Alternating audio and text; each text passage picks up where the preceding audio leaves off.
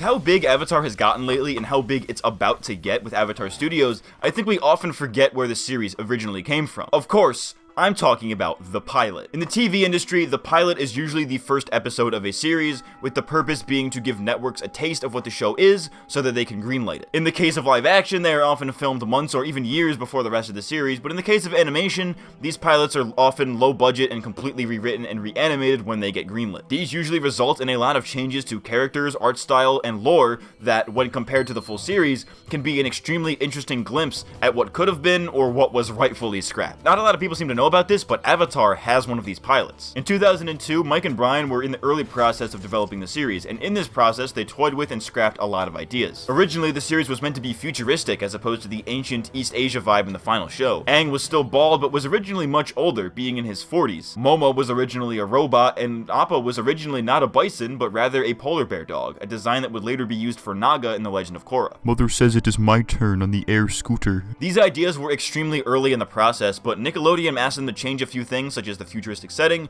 and gave them the go-ahead to produce the pilot. This pilot was animated by a small Korean animation studio called Tin House, who unfortunately aren't around anymore as far as I could tell. By this point, characters like Sokka, Katara, and Zuko had been developed, Aang had been changed to a 12-year-old boy, and the concept of the four elements had become a major plot point. But enough introduction, let's actually watch this thing. I'm your host, MattCMG, and let's get weird, let's get wild, and let's take a look at Avatar's Unaired Pilot. The pilot opens with a slightly different version of the classic opening narration. This version is a bit slower and is much more reminiscent of that in the actual first episode, with a few words changed for what seems like no reason at all. But when the world needed him most, he vanished. But when the world needed him most, he disappeared. Instead of silhouettes like we see in the final product, we see full-fledged backgrounds with characters in color. My guess for why they did this is that they likely wanted to showcase what bending is in a more obvious way, which you don't really get when everybody is kind of obscured in shadow. The old waterbender here might be a prototype version of Paku, as evidenced by the fact that that's who's in the original intro, which would be consistent with the pilot. The firebender here is likely not meant to be Azula. They likely hadn't thought of her yet at this point, but what's interesting about here is the armor that she wears. We know that the Fire Nation is partially based on Japan,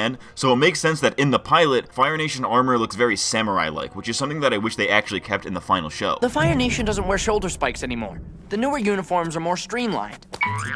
The air scooter segment was mostly unaltered in the final intro, just put a little bit later into it. The background here also shows a lion turtle statue, which indicates that they may have been planning it this early in development. I saved the Earthbender for last here because it's the most interesting to me. The Earthbender is actually an early version of Toph. Instead of a little girl, Toph was originally meant to be a teenage boy named Sud. We can see that they likely still had planned for this in the official intro, but even though he ended up being replaced at some point, Sud still made his way into the show in various forms. Aside from being the Earthbender in the opening, his design was partially reused for the boulder, but the Sud character was repurposed to be Avatar Roku's earthbending teacher, as seen in his backstory episode. Throughout the rest of this opening narration, we can see that a large chunk of the world building and lore was already finished by this point in development, save for a few minor changes such as the location of the air temples. We then transition to Aang, Sokka, and Kaya, an early version of Katara, flying on Appa away from a Fire Nation ship with none other than Prince Zuko at the helm. Sokka and Kaya are very much concerned, and rightfully so, because Zuko and the other firebenders can do shit like this with relative ease, but Aang's just kind of vibing. In the middle of this hot pursuit, the gang are attacked by a serpent, a critter that would later be reused in the Serpent's Pass, who saves their asses, letting the gang escape to the coastline. Something I immediately noticed here was the art style. The character designs are mostly the same, but the art style is a lot more cartoony and more well-rounded, which makes the characters appear much younger than they really are. Like I've mentioned in previous videos, Fooly Cooly was a big inspiration for the animation of Avatar, and while the final product of Season 1 had a lot of moments akin to Fooly Cooly, they are very much toned down when compared to the pilot. The pilot is kind of all over the place with the art direction, but in a fun kind of way. It seemed like they originally wanted to go for a more squash and stretch type style, but over time went for the more grounded approach. Moving on, Proto-Team Avatar are taking a reprieve on a beach where we get a really good look at what these characters are actually like. We see that Sokka is gruff and serious, though he seems to be without his comedic edge by this point. Kaya is very much the same as Season 1 Katara, aside from the name. For whatever reason, they decided to change her name to Katara for the final show, but the name Kaya would later be used in the official Avatar verse, being the name of Sokka and Katara's mother, as well as Aang and Katara's daughter in The Legend of Korra. Aang is much the same as his official counterpart, but here he seems a little bit more cocky, granted he still retains much of his wisdom. He mentors Kaya in waterbending with a really cool explanation for bending that didn't actually make it into the final show, but he's also quick to flirt with her later on and will often jump into situations pretty casually under the impression that he can handle it, which is commented on shortly. Speaking of characters, it's interesting to note that most of the cast had been finalized here. Jack DeSena voices Sokka, Mae Whitman as Katara, Dante Bosco as Zuko, and even D. Bradley Baker as the animals and background characters. The only voice that's different here is Aang's. In the final product, he was voiced by Zach Tyler Eisen, who aside from voicing a few other characters in his career, kinda dropped off the face of the earth after 2008. In the pilot, Aang is voiced by Mitchell Musso, a notable Disney actor known for Hannah Montana and the incredibly underrated Pair of Kings. It's not surprising that this role was changed, since both Musso and Eisen were pretty unknown young actors at the time, and I assume other projects got in the way, though it's also probably worthy of noting that Eisen also did other voices on Nickelodeon before Avatar, namely Pablo from Backyardigans, so brand familiarity was likely a factor. I could also be completely wrong here, so feel free to correct me in the comments if you know anything about this. Sokka goes out looking for food, but is captured by Zuko's men, so Katara and Aang go to rescue him. Unlike in the final show, Katara insists that she go in to save Sokka alone. She believes that Aang, as the Avatar, is too important to the world and she doesn't want to put him in danger. This is definitely a major change that the show made, where there were very rarely any qualms with Aang going out to fight like this, at least not in Season 1. This is kind of touched on in The Awakening in Season 3, where Aang was too important to risk in a fight, so maybe they reused the idea there, but regardless, it's a change that I'm glad that they made. I can't help but feel that we'd run into a bit of a Korra situation, where a character would defy the rules for the greater good, but as a result seem kind of unlikable. This would definitely have been a problem if they had kept Pilot Aang's cocky personality, so I'm glad that they changed that. Eventually, Aang gets tired of waiting around and he goes into the Fire Nation base to rescue his friends himself. There's a funny moment where Aang flies in with a freeze frame, a gag that would later be used a few times in the final show,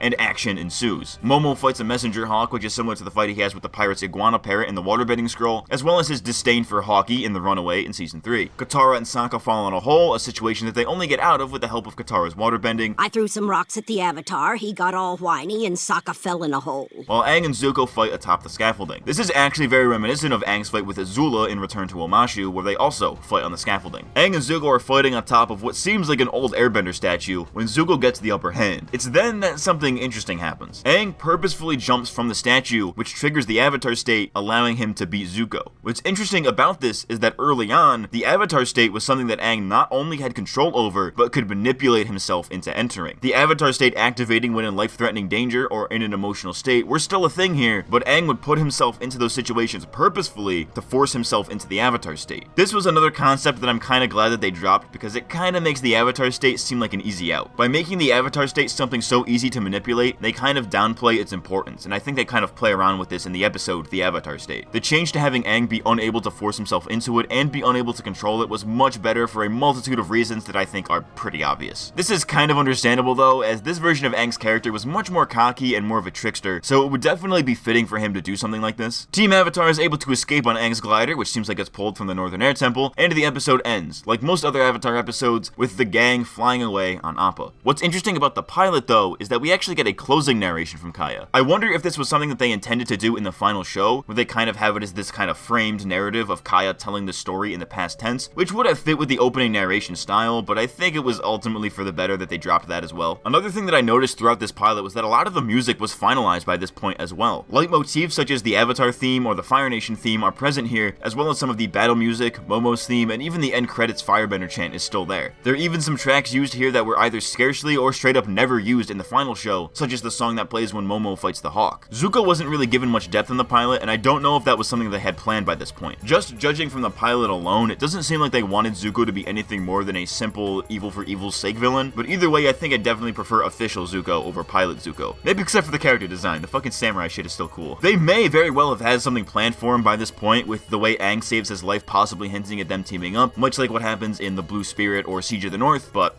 I don't know. I didn't work on it. I don't fucking know shit. But overall, Avatar's pilot is kind of fun. It's very reminiscent of a standard Season 1 episode where it doesn't really progress the plot in any meaningful way and serves as a one-off adventure. Obviously, this was done because you can't fit a full overarching plot into one single episode made to pitch the show, because obviously the executives wouldn't really get it, so it makes sense why it was this way. As somebody who finds Season 1 to be a little bit all over the place, the pilot feels like it fits right in here. Granted, it would have had to take place pretty early on if it were actually included in the canon. You can definitely see what some of their influences were here, more so than you can see in the final product, and it's really cool to see prototype versions of these characters and how much or how little some of them were changed. It's definitely a fun watch, filled with all kinds of little goodies that Avatar fans are sure to love. But I also think it's important to note that this was where Avatar truly got its start, that this pilot is actually pretty important. Without this pilot, the show and now universe that we know and love today likely would not exist, at least not in the same way. So I think it's great to look back at Avatar's humble beginnings. But that is all I have for this video, and unfortunately all that I have for Avatar Month 2021. But fear not, because Avatar Month will return again in 2022. If you like what you saw today, then be sure to drop a like on this video, subscribe to listen to me rant about more dumb shit,